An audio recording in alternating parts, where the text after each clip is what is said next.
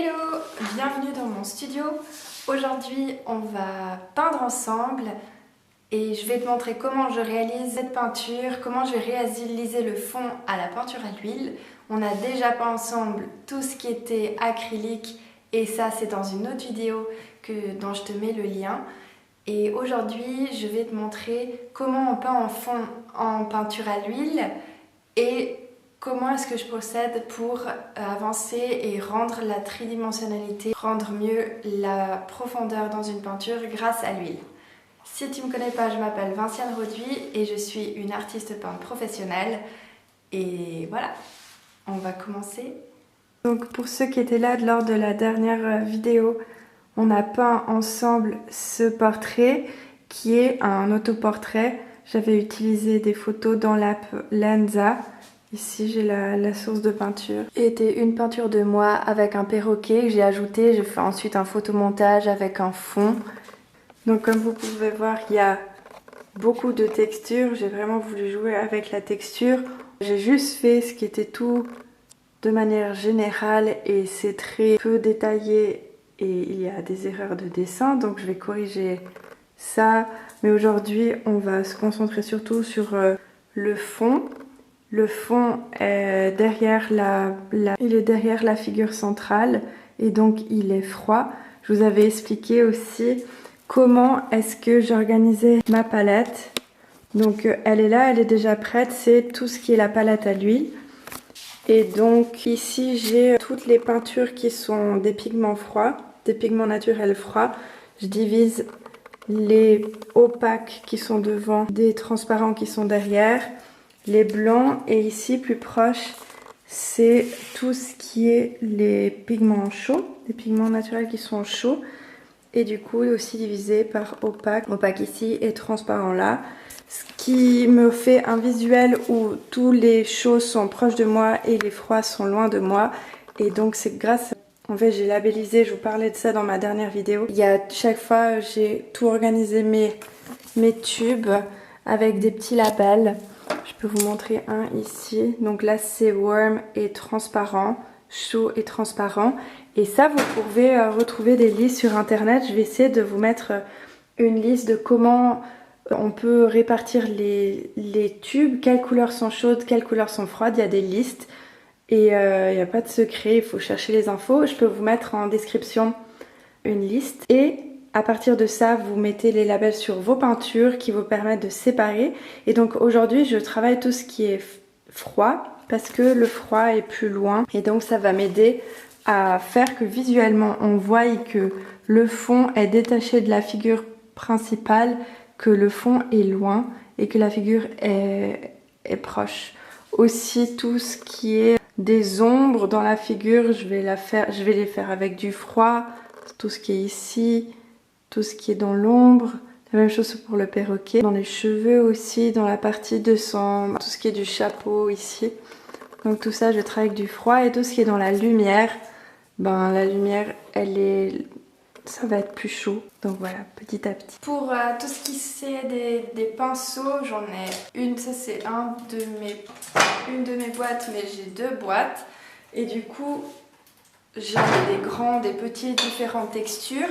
Mais là, ce que j'aime bien, c'est que pour débuter avec tout ce qui est transparent, j'aime beaucoup les pinceaux. Je vais vous les montrer. J'adore les pinceaux qui sont hyper... Est-ce que vous pouvez voir? Ils sont très transparents, en fait, ils sont très doux, très flexibles. Et ça me permet de travailler avec de très peu de quantité de peinture, les faire très transparents, très dilués. Et donc d'appuyer par fines couches. J'ai travaillé toute la partie principale avec l'acrylique avant l'acrylique j'ai mis un texturisant pour avoir cet effet de pâte et d'abondance de peinture sur la toile. Et maintenant je vais travailler avec des petites quantités de peinture à l'huile parce que pour le fond j'aime bien comme il est, j'ai pas envie de le recouvrir et de recouvrir les peintures et cacher les traces de pinceau.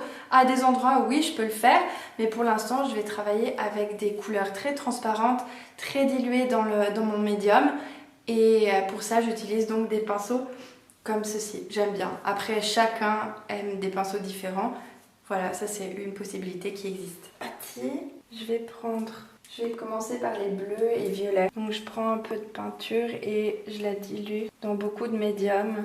Et petit à petit, je vais créer la couleur et je pense qu'il y a une petite touche de rose aussi, on peut mettre.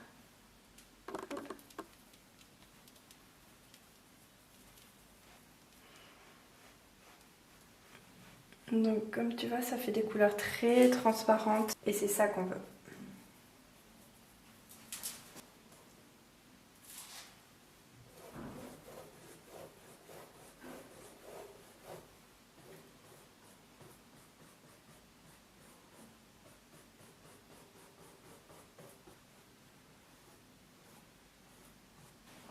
En fait, cette partie-là, j'aime pas trop. Je vais essayer de la raffiner et de la rendre plus proche et de ma source, que je trouve plus aboutie dans ma source. Donc je vais retravailler cette zone et la faire, oui, plus raffinée, plus de détails, plus de couleurs.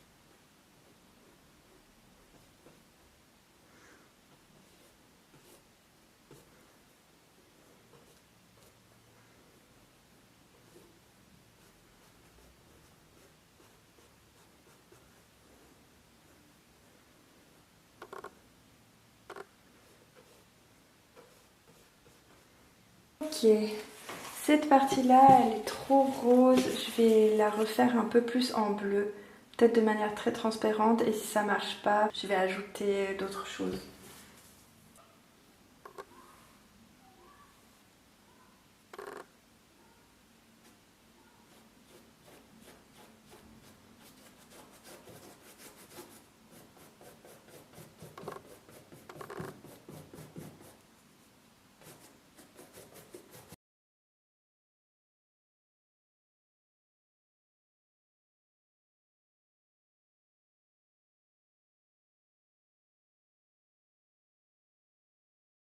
J'ai laissé vraiment de manière transparente et j'ai peint par-dessus par petites couches. Est-ce que j'ai vu qu'elle est encore plus proche? Je vois encore le rose à travers.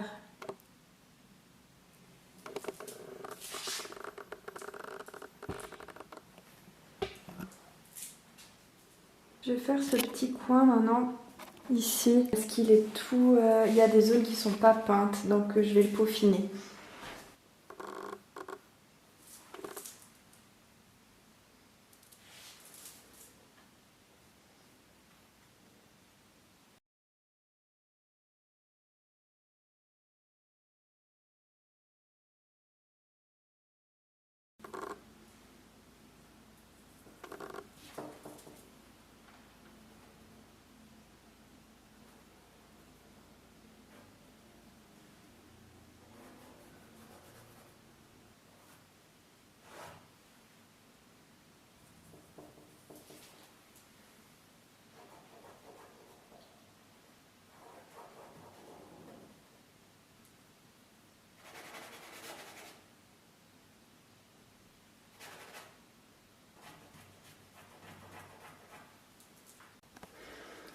Voilà l'état de ma palette. On voit que les couleurs sont très diluées et certaines sont opaques. J'ai retravaillé certaines zones de la peinture, je vais vous montrer. Je trouve que ça commence à prendre forme. Il faut que je laisse sécher. Je vais laisser sécher et continuer de travailler certaines zones.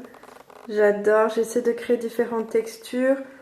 Après certaines zones, j'ai changé un peu la couleur. Certains endroits me plaisent, d'autres pas encore. Donc je vais continuer de travailler d'une fois que ça sec. Mais je pense que pour l'instant, pour le fond, c'est tout pour moi.